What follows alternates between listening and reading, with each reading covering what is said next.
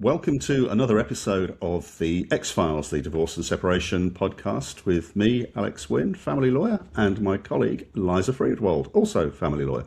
Yes, hello everyone. So this is our season 2, and this is episode 5, I think we're up to now. Yeah. And today we're going to be talking about the central practice direction. Now don't run away. We're going to try and make something quite long-winded and legalistic, a little bit more user-friendly. This is talking about the pathway. Yeah. We're talking about the Federal Circuit and Family Court of Australia, the FCFCOA's Central Practice Direction, which is basically like the court's Bible that sets out exactly what's meant to happen in a case from woe to go, so that everyone understands. And what we've done is we've read it so you don't have to. No, you've still got to read it if you're going through court, but essentially the whole point of this episode is so that you can understand exactly what you've got to do if you're going through a court matter. That's right. So I'm going to start with our little disclaimer as usual. So if you're watching or if you're listening, this is just Alex and Liza having a chat. There's some information in here that might be helpful for you. There's lots of resources on the court's own website, including the Central Practice Direction itself, of course. But this is not legal advice. If you're going through a family law matter or you know somebody who is, get them to get in touch with us and we can help them personally, or go and see your own family lawyer. But this isn't legal advice. This is just Alex and Liza having a chat about this practice direction which runs through all of the family law cases that we deal with here in Australia. So, the Central Practice Direction. So we're in court. And we're going to court? We're going to court. It doesn't matter whether it's property, parenting or both. And one of the common misconceptions that a lot of people have is that you go to court, the judge will just sort it all out for us and that's it. We don't have to do anything in particular. The judge will just tell us what to do. We turn up, we tell our case, and the judge is going to make a decision. Couldn't be further from the truth. And this central practice direction is the reason why. It's very interesting, this practice direction, because apparently it was introduced because the courts were concerned about litigation being too adversarial, too expensive, too damaging, it's too slow.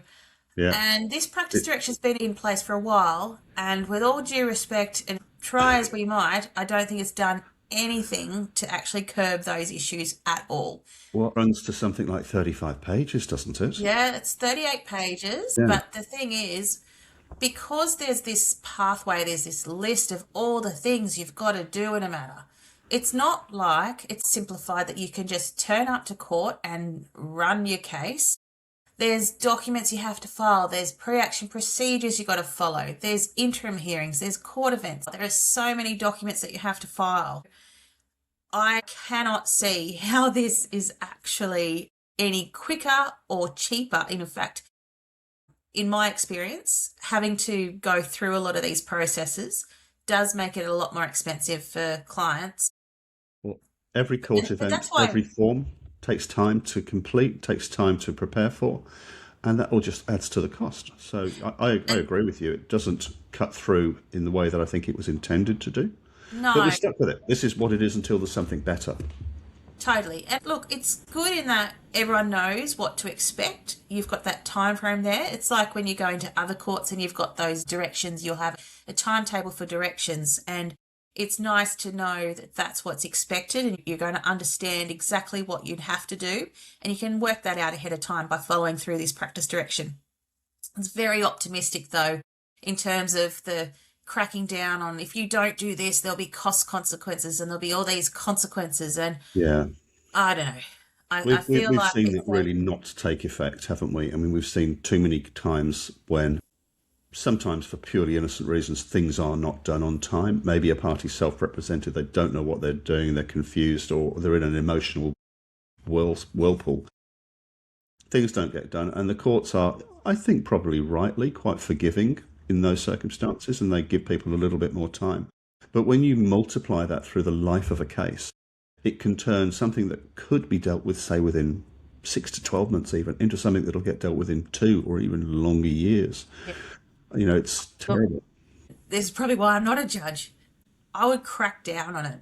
big time, because there's nothing more frustrating when you're the complying party having to deal with the party that's not doing anything and not doing what you're supposed to do. If you've incurred the cost of going through and filing all these things on time, it may not have been convenient for you to do that, but you've done it anyway. And then you've got other people who are just getting away with it. So totally get you out there, those that are feeling like the system's letting you down. You're not the only one, but it is the best system that we do have. And at least we actually... In the sense that it's the only system that we've got. It's the best system. Well, It could probably be, the 38 pages could probably be condensed down to, and I have condensed it down to a solitary page, in terms of what's really important here. And I'll read to that in a bit. But the one interesting feature about the Federal Circuit and Family Court of Australia's Central Practice Direction, Family Law Matters, is that it actually reaches out to before you're even in court. So the first thing to think about is, what have we done to get ready for court? Are we able to file court proceedings? Have we complied with these pre-action procedures? So, well, Liza, why don't you summarise what are pre-action procedures in this? So you've got two different types. You've got your property pre-action procedures and you've got your parenting. The parenting ones are a little bit more obvious. Parenting ones, unless there has been allegations of domestic violence or situations of urgency, then parties are expected to have attended upon a mediator. They call them a family dispute resolution practitioner, and obtained what's called a Section 60I certificate. And that's a certificate from that mediator or that practitioner that says, yes, the parties have attempted to resolve the matter before they came to court, and they can't resolve the matter, so therefore we've given them the tick of approval to commence proceedings. So the Section 60I certificate is your Willy Wonka's golden ticket to get into the factory. It is. And the factory in this context is the court process. Yeah, but there are exceptions if there's urgency or risk or domestic violence or allegations of violence. But in terms of the property, it's not a mandatory requirement that you attend a mediation as such, but you are meant to have complied with things like your duty of disclosure, providing all your documents to the other party. You're meant to have at least made some offers and exchanged some offers and made a genuine attempt to try and resolve it before you come to court. Because if you get to court and you haven't done that, the court's not going to be too happy, because they're going to say, well, hang on a minute, we've got some very important matters that are involving children who are at risk here, and you're taking up the court's valuable time, and you haven't even bothered trying to resolve your property matters. Yeah. So the court does take a dim attitude, and rightly so, really, for those who haven't actually tried to resolve their property matters. Yeah, and it's hard to sidestep that as well, isn't it? Sorry, I didn't talk across you. It's just, there's a form that you have to fill in and file at the time you start your property case and your parent case. Genuine step certificate. Yep. So if you have ticked a box on there of something you said, yeah, I've tried to do it, and you turns out you haven't, well, you can imagine that the court is going to be displeased, to put it mildly, with you. That's right. In terms of property matters, there are exceptions as well if the matter is urgent. Yeah. For example, you might be needing an urgent injunction, someone to stop dissipating assets, or the sale of a home. There might be some level of urgency. And what you need to do there is you need to, on that genuine step certificate, list that there's some urgency there. And the court will probably want to be satisfied that there is in fact urgency, and you'll need to put on some evidence about that. Yeah. So, otherwise, you need to try to fix it yourself first. The court is looking at you. Have you tried to sort this out? The court has finite resources. There's only so many registries. There's only so many judges, and there are thousands upon thousands of court cases. So you can imagine that if your case is one where nobody's really bothered to try and do it yourself first, the court's not going to prioritise you. That's going to be one of the cases that's pushed to the back, and things will be slower. So the more, I hate using these sort of jargony words, but the more proactive you are in trying to get your case ready, trying to negotiate openly and honestly with the other party, the more likely it is that you're going to get your case dealt with quicker, and you'll be compliant with the CPD. Well, that's right. Let's just look at it from a practical point of view. If you go through that central practice direction and you see all the steps that are going to be required in a court matter, one thing you'll notice, if you have a lawyer and you are going through that process with your lawyer, just how expensive that process is going to be. So my view is that court should be a point of last resort and try those genuine steps. Even though we have to do it, it's not actually a bad idea to try and resolve it and make sure you've explored every avenue possible before you get to that court process, unless you really have to. So Okay. that's my 2 cents in terms of the pre-action procedures. I actually think that they're good. They serve a good purpose. And they will take, that's the, the pre-action procedures, of course, that's the first element that before we get to court. If you can sort it out at that stage, fantastic. You will save yourself a lot of anguish, a lot of money, and a lot of stress that's involved with court proceedings. I mean, obviously you don't get to work with, the lovely Liza and myself, but that's probably not a terrible thing for your family finances and for the stress that's involved with all of this. Yeah. So, but let's assume that we've tried a little bit. We've put our best foot forward, and it hasn't worked. And we and our ex, there's something we just can't agree on, and so we're going to court. We've got to file our documents. Now, the central practice direction, and we're not going to tell you everything that's in it because it's a 38-page document. Obviously, go read it, and we can put some summary information in our show notes too. The documents that you file at the start of a property case are many and multifarious, but it depends upon whether you're going to seek interim orders as well as final orders. Obviously, a lot of people will combine their parenting and their property cases together. If you're a family that's that's separated and there are kids and property involved, then why would you have 2 cases? So you'll do that together. If it's discrete, I can tell you why. Okay. Strategically, there may sometimes be a reason. Sometimes there might be a reason. Sometimes you might have a property case and you might want to get that actually resolved, but your parenting case is an absolute mess. So what you might do is you might start your parenting case and run that through the system, but you might take your property matter through the arbitration process. And that's going to be a whole new episode, whole different episode, which we'll talk about later. But that's a way that you can actually deal with property and parenting, but separately. Can't do arbitration over children. You like the arbitration process, and given what we've said about it, it's quite. We're not going to do it now, but I'm just going to nod in its direction and say it can really speed things up. It can be quite an expensive thing to do, but it can really speed things up. And then when you think about how much it will cost you to wait the 1.5 years to get your property case heard, you might do better off getting it arbitrated much, much, much sooner. And that turns into court orders anyway. Right. That's a micro episode of something that we'll deal with in the future. So we've got things like affidavits that have to be prepared. If you're wanting orders from a court to make some immediate orders, some short-term orders, things that have to happen now, if it's parenting arrangements, then it's like, well, where are the kids literally going to live over the next few months? Who's going to have them? What time will I spend with them? What time will they spend with the other parent? Those things would need to be dealt with on an interim basis, which means you will need an affidavit. Likewise, if there's some urgent property matters, you'll need an affidavit.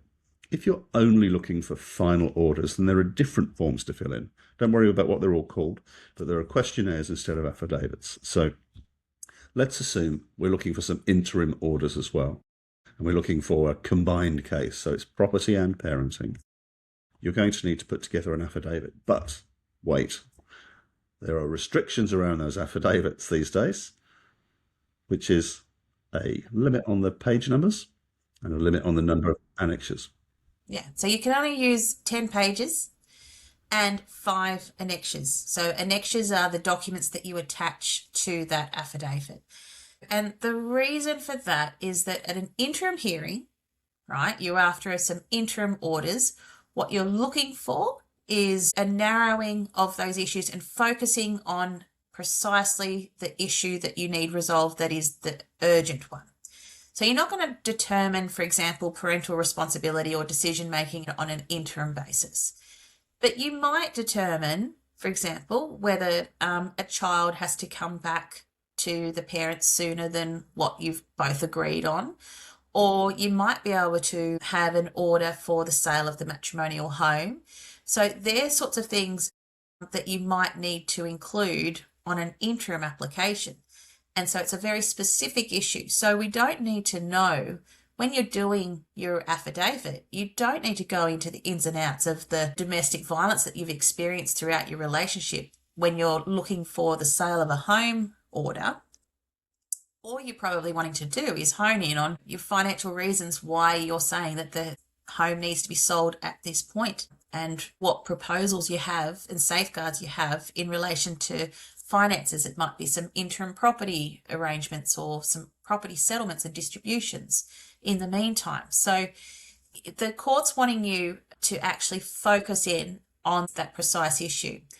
Because one of the main things that you need to understand with an interim hearing is that evidence is not tested. So whatever you put into that affidavit, there's no cross-examination on it. No one is going to ask you. The courts can order cross-examination if they think it's justice, but it's very rare that we see that. It is rare. It's unlikely. You don't get much court time. In most cases, you'll be lucky to get more than 2 hours to resolve that issue. You might be there at court all day going in and out of the courtroom, but the actual time before the court, you won't have much at all. And the courts rarely will deal with big complex issues. Let's look at a topic of, say, for example, mum says dad's been fiddling with the child. That is not going to be determined at an interim hearing. Okay, the best you're going to do is maybe have an order for a family report if one hasn't already been ordered. And even then, it's going to be a very cautious response. It's not necessarily going to be doing anything that's too risky. It's unlikely to have any reversal of care arrangements or anything that's too drastic at that stage. It'll issue procedural orders more likely about finding information from the relevant statutory authorities, from the police, from children's services in your state, and putting together that information for the court to be able to make a decision in the future. But you're right. Anything complex, to use the vernacular, the can gets kicked down the road. And because there isn't time for a considered decision, there probably isn't the evidence to be able to weigh up and make, somebody's telling fibs or somebody's misconstrued something. That's going to come out when proper evidence is heard in a final hearing. Think about whether or not you actually need an interim order or not. Or is it just procedural? Are you just after some disclosure? If that's the case, then that's not really an interim order. If you're after valuations because you can't agree on the value of the property, that's more procedural, and I'd pop that into the procedural category and not worry about that affidavit. Having said that, though, for anyone who's tried to prepare that financial questionnaire or the parenting questionnaire, I'd prefer to prepare an affidavit any day of the week. Absolutely. It's quite detailed and it's very lengthy, and it asks a lot of questions that you may not necessarily have the answers to at that time. So it may be worth your while just looking at it and going, oh, well, I'll put an affidavit about this. And if it's the case that you haven't complied with some pre-action procedures, you're going to have to put on an affidavit anyway. So I would probably go down that affidavit, a very short, brief affidavit that just goes to those issues that you want to raise before the court, and that's it. Yeah. We're not looking for war and peace. Obviously, there's 10 pages maximum, there's 5 annexures maximum. And of course, the court's looking to get you to get to the heart of the issue that needs to be decided right now. The long-term final orders will be dealt with by, affidavits in chief in the fullness of time. That's a long way down. So the first court event then, let's look at these pre-action procedures. So we've got first court event is going to be maybe about 6 or 7 weeks after you've lodged your paperwork, because once you've lodged your paperwork, you've got to serve it on your ex-partner, and you do that through process servers. It's not a good idea to do it in person. If you're using lawyers, then we'll take care of that for you. And that's then a directions hearing, isn't it? And that's heard before a particular kind of person called a registrar, a judicial registrar. Yeah, and at that directions hearing, what the court is wanting to know is basically, what are the issues in dispute? Have the parties attempted mediation? Is the matter ready for mediation? Is there a need for any interim hearing? And things like that. So if there is in fact a need for an interim hearing, it's at that point you may get a date for the hearing of your interim hearing. So of your interim application. But your interim hearing is not on the first return date before that registrar.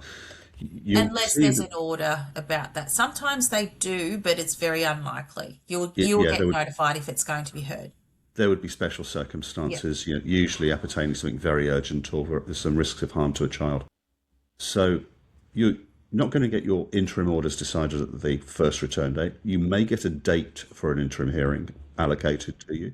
Sometimes it'll be, we will set that date. We have to check the court's calendars. And then we'll roll forward, and it's likely to be, it could be a few weeks. It could be a couple of months before you have your interim hearing itself. Months, I'd say. More typically months. But again, let's say there's something Urgent. urgent, or sort of the pot is on the stove and it needs to be attended to sooner rather than later. So you've got your interim hearing. What happens then, and what else do I need to prepare and file, and how do I do that?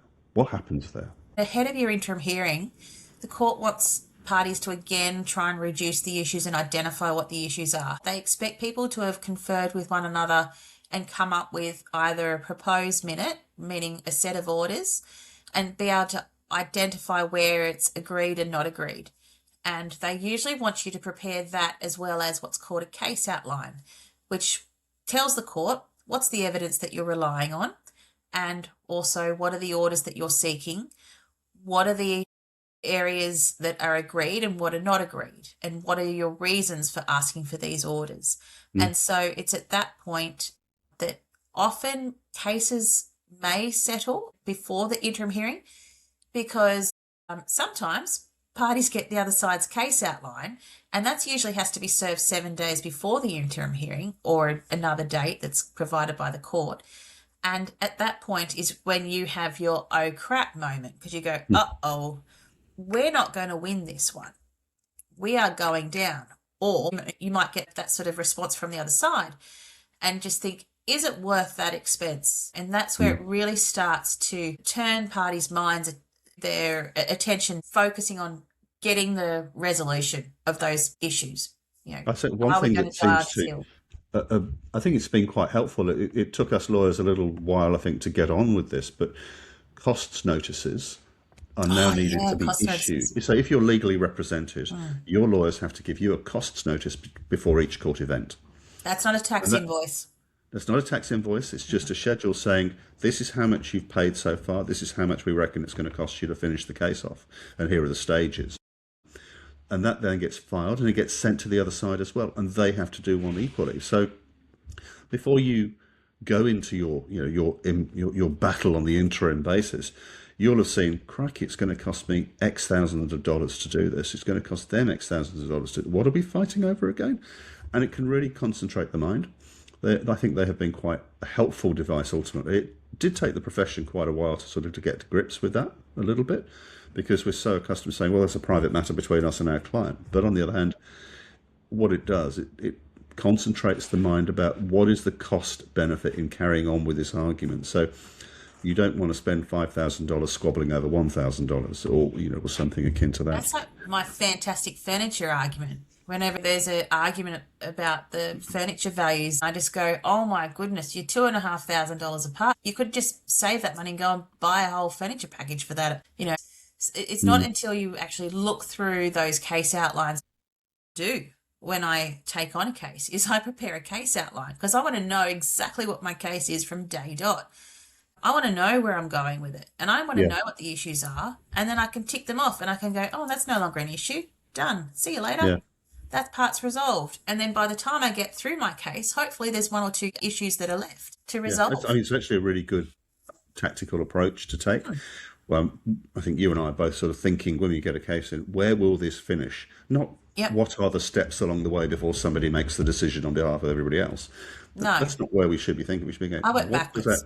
What's our client's real situation? What's going on? What will be the likely outcome if it goes to court? What are the alternatives to going to court? How can we get there as quickly as we can? Yeah. The case outline's a great idea. One thing you mentioned there that can be difficult if you're self-represented is that sort of meeting of minds, the picking up the phone, the conference. There are some lawyers with whom we can get on really well and have a conversation with on the other side and say, hey, look, what's this about? It's really about this, isn't it? So we can agree a lot of this stuff. And maybe our clients can't agree about that key issue. And then that just becomes a very focused decision for the senior judicial registrar, which is the judicial officer that would normally deal with these things. It's harder to do that when you're self-represented. Very hard to do that. And so it becomes more of a battle of the paperwork. you probably aren't going to pick up the phone to your ex and say, hey, can we have an off-the-record chat? Which is something we might do as practitioners. You can go through the balance sheet. You can look at some things and go, hang on a minute, what are we doing? You know, you can look in your kid's face and say, okay, I can see that you're really upset by this. Let's just move beyond. You're an okay parent. I don't like you. Hate your guts, to be actually honest. But you're a good parent. And I'm not going to stop that. Collateral damage. That kind of brings me on to the next stage. So we've been past our interim hearing, and there's been either an agreement or the SJR, the Senior Judicial Registrar, has decided, and that those orders are then made. But the whole dispute has yet to be resolved. Now, if you haven't been down that mediation path first before coming to this point, you're likely to be sent off to what they call an FDR, Family Dispute Resolution, which is basically a court-led mediation. A lot of these are now done via WebEx or basically a video platform. So you won't be spending time in a room with your ex-partner at all, but you'll have what's called a registrar. Again, you know, sometimes a senior judicial registrar will be available, and they will be your mediator for that day or that half day. The benefit of the FDR process is that if you and your ex can actually agree, you might agree everything, final orders, fantastic. Or you might agree a whole raft of things so that you reduce the issues down even more. But the registrar can make court orders on that day, there and then, by consent. So you don't, unlike if you negotiate something and then you write it up and then you send it to the court and then you hope, the registrar can make those orders straight away. They have the power to do that. So the FDR events can be very helpful. I like the FDR events. I think it's a shame that the court doesn't have more resources available to it, because I find it's one of the most effective methods in the whole case is either the conciliation conference or the FDR. They call it an FDR for the parenting matter. Yes, sorry, you're quite right. The conciliation conference for the property matters. And we've got the registrar there, and they carry a bit of gravitas with them because, you know, they're not there to decide the matter, but they're human. They can't help themselves, but you can pick up on whether a proposal or a proposition that you've put forward is going to be well received or if it's just off the charts. I was in a conciliation conference recently and acting on instructions, and the registrar just said to both myself and the solicitor on the other side, she said, both parties are out of range. And we both knew that. There's not much that we could have done about it. But the point, though, is that to have that information from a registrar, to then revert that back to your client, to give them a bit of a reality check and say, look, this is where it's headed. You know, I was thinking about the reality check when you started talking about that, because when you hear those little trigger words from a registrar going, how do you think the court's going to think about that argument? And you go, yeah, I know exactly the code there is tell your client to stop being so foolish. They're never going to succeed with that argument. But they're extremely polite people, but they're educated and they're connected with the judges. Of course, they're part of the system. So listen to the registrar. If they're giving you some fairly heavy hints, then you should think about that. Even if you don't agree with it on the day, you might need to reframe part of your case. So the FDR is one of the events that the Central Practice Direction will impose upon you in most cases. Now, then we move on to, okay, it still hasn't resolved. What then happens is we have a date set for what's called a compliance and readiness hearing. Yep. So those can be quite interesting. At that date, that's when it's basically a check performed by the court that everything's ready to go, because they don't like allocating trial dates unless the parties have actually done everything they need to do. That you've got your experts in line, you've got your witnesses lined up, you know what your case is about. You've tried all attempts at resolution that don't involve a trial. All those sorts of things have been done, and you have to, at that point, file the undertaking as to disclosure. You do, and a certificate of readiness. And a certificate of readiness, and that is the one that you've got to set out exactly what's going on, who your witnesses are. And the amount of times I see practitioners turn up to a compliance and readiness hearing and they don't know who their witnesses are, or they say, oh, I want to call 6 witnesses and this trial's going to go for 4 days and it's a property matter. And you're like, what are those witnesses actually going to bring to the table? And how are they going to assist the court? So it's a chance for parties to really hone in on who they need, what is the evidence that they need, have you issued all the subpoenas that you're wanting to issue, those sorts of things. There's Has all everybody these complied with the procedural orders so far? totally. The compliance part of it is really important. So it's Yeah. an opportunity. If you get that date through and you haven't done your homework in terms of complying with all the orders, do that straight away. Get on to that so that when you finally hand up, or you file your certificate online these days, but before you sign that, make sure you read it carefully, because I have or I have not. Don't be standing in front of a judge at a compliance and readiness hearing having signed a certificate saying, yeah, we're good to go, when you're not. You won't get a court date. You'll get a dressing down from the judge. You risk some costs being awarded against you, or your case in the future, and you're not going to get the matter moving forward. If you want this over, then comply with what you need to do. If there's a very good reason why you can't, then that's what you say to the judge, and they might make a procedural order there and then. If the other side's been dragging their heels, for example, as can happen. We get that. Sometimes you'll have more than one compliance and readiness date. You might have several if you've got a party on the other side. Yeah, if you're unlucky and the other person just doesn't do anything, maybe they're self-threatened, maybe they put their head in the sand. As often happens, what they'll say is, right, thank you very much. We'll put you into the list of cases awaiting the allocation of a trial date. Yep. And sometimes you might not hear from the court for months with that date. But let's assume that you get your date, and it's probably 6 months at least from that point. There's sometimes then another court event. I have these quite regularly these days, which is a pre-trial compliance check by the trial judge. Now, this is an optional thing for a judge to do, but a lot of judges like to say, look, I'm going to call you in maybe 3 weeks, 2 weeks before the trial itself.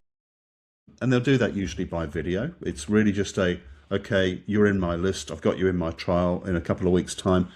Everybody's really ready to go, are they? What's this about again? And it's about it's almost a double compliance check, but it's very important. And it's a great opportunity, again, just to rethink, have I overlooked anything, or have they overlooked anything? Can I see a big gap in their case or my case? Or to make sure that everybody's ready for the day. Because at that point, you've put on your trial evidence, usually. And so your trial evidence is different from your initial evidence, which is the one that was the 10-page. There is no limit on your trial evidence. I would say, though, that please don't be Leo Tolstoy. This is not an opportunity to recreate War and Peace. This is not to rehearse everything that ever went wrong in your relationship, everything that the other person ever did that was bad. This is not about judging humans for being humans. It's about what are the issues that I as a judge need to decide, and having evidence that just relates to that. Not everything is going to be relevant. That's where your case outline is going to come in handy. And because even for the final trial, you'll have to do a case outline for that as well. And so in that case outline, you'll have to set out your chronology, the same thing like you did at the interim. What are the issues? What are your contentions? Why are you saying that you should be right? And so you go through that and you look back and you say, righto, this is my case outline. This is what I'm wanting to do. This is what I need to prove. So what's the evidence that I'm going to need to say in order to prove that?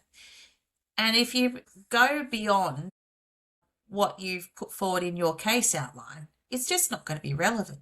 And the court's not going to pay much attention to it. So while you may feel like you've had a bit of a say, courts can make cost orders against people for not turning their mind to the real issues and making the case much bigger than it needs to be.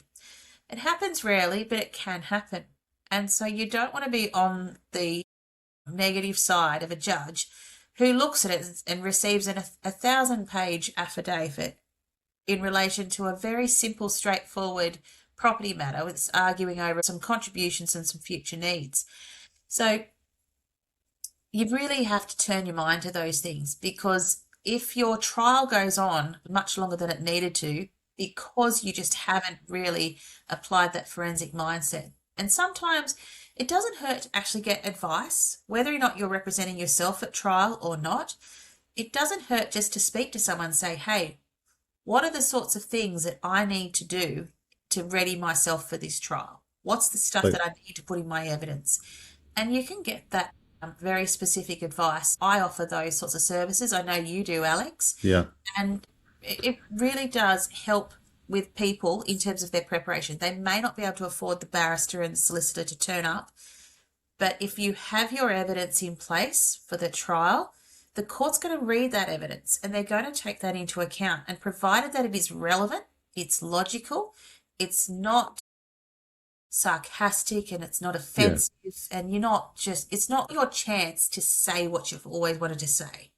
No, keep that for the pub and your friends in the evenings. Totally. And definitely not for Facebook and socials. No, goodness me, stay away from those things. But the point, though, is that you can, if you try and focus those issues, it can put you in a really good position for the judge, because the judge will often have read a lot of the material before they come onto the bench to hear your matter.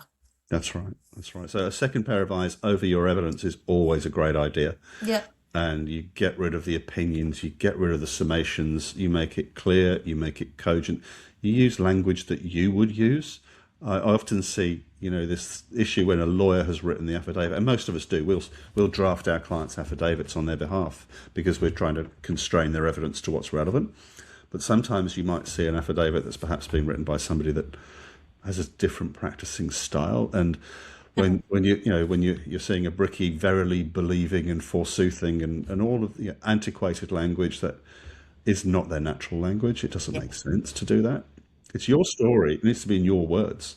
I think that's also a warning, like using things like ChatGPT and stuff like that to help you with it too. I think we'll end up doing episodes. One's going to be around evidence and about affidavits, and probably some of the best and the worst that we've seen. And then there'll have to be another one about some do's and don'ts when it comes to getting ready for trial. But talking of which, that really is the next step in our journey through the central practice direction. We're finally arriving at the hearing. You've mentioned that the evidence that is heard at a final hearing is predominantly in your affidavit in chief. Yep. Upon which you will then be cross-examined. So we'll do questions. what that means. Yeah, you'll ask questions about what you say in your written story. Then the judge will hear arguments from both of the barristers. They'll listen to the other witnesses being cross-examined if there are any. And then your 2, 3, 4, 5-day trial comes to an end, and the judge will say, right, thanks very much. Court's adjourned. I'll be in touch, with a judgment in due course. It's pretty rare, isn't it, that a judgment will be handed down there and then. Yeah. Most of the cases, they'll come to the end of the trial and then the judgment is what they call reserved. So the judge will go away and think about the case, and they'll prepare a written judgment which includes their reasons for why they've decided what they've decided. And that's possibly 3 months or so after the trial. Can be a really long time. But again, I'm full of tips today. Don't nudge the judge. Never nudge the judge. Don't be that person. Encourage the other side to nudge the judge. That's fine. Yeah. Don't you do it. No. You don't get on the wrong side of the tip staff either. Nope. So, and that takes us through. Then you have your judgment hearing, which is the time that the judge's associate will reach out to the lawyers or the parties and say, right, his or her honour is ready to deliver their judgment on X date. Yeah. Be there. And sometimes it'll be by video, sometimes in person. And you turn up and you listen, and there's the outcome delivered. That's what you wanted when you started all of this, when you pressed that filing now button and paid your fee to the court. And that's the outcome. It's a piece of paper, ultimately, that will come out of the court and says, you must do this and they must do that. You'll get this, they'll get that. The kids will live with him, the kids will live with her, etc. That's it. Your case is done. Congratulations, you have experienced the central practice direction in all of its majesty and might. There's lots of things that we've kind of skipped over or made kind of frivolous comments about. It's 38 pages. It's a long document. I read it, by all means, if you're going through this process. You contact Liza and I if you've got any questions about going through that process, whatever stage you're at. We can help you with the whole thing. We can help you with a little bit of the thing. We can give you some guidance. We can direct you about the documents, but you don't have to do it alone. a lot of people do, and kudos to them, but it's very difficult and it's fraught with little mine holes that you can sort of fall in. So, look, that probably wraps up quite a long episode about this It central practice is. direction. Hopefully, it's useful for people that are in the throes of the court system because it is a minefield. Trying to understand the Family Law Act and the family law rules, as well as the central practice direction and everything else that gets thrown at you along the way, Yeah. bearing in mind that you're probably struggling emotionally as well, just because you're the one that's having to deal with it. So it can be overwhelming. There's nothing wrong with reaching out, getting some advice, even if it is on particular stages in the matter. I would urge people to do that. And it doesn't necessarily mean that you need to be fully represented. It just means that you need some help navigating that system because it can be complex and it can be overwhelming. Yeah. And as far as what you need to look out for is yourself, your family, and your budget. And I'm just going to wrap up by reflecting on something that you said at the start of this, which is it's a great idea to think about where this is all going to finish at the beginning. Think about the long-term outcome. Do your case outline at the beginning before you even go into a courtroom or file anything. What are the best parts of my case? What are the worst parts of my case? How can I make my case best? And should I go to court? Right, well, that probably wraps it up for today. So thanks for listening to what has been information-only conversation between me, Alex Wynn, and Liza Friedwald in See you the later. X-Files. Thanks, guys.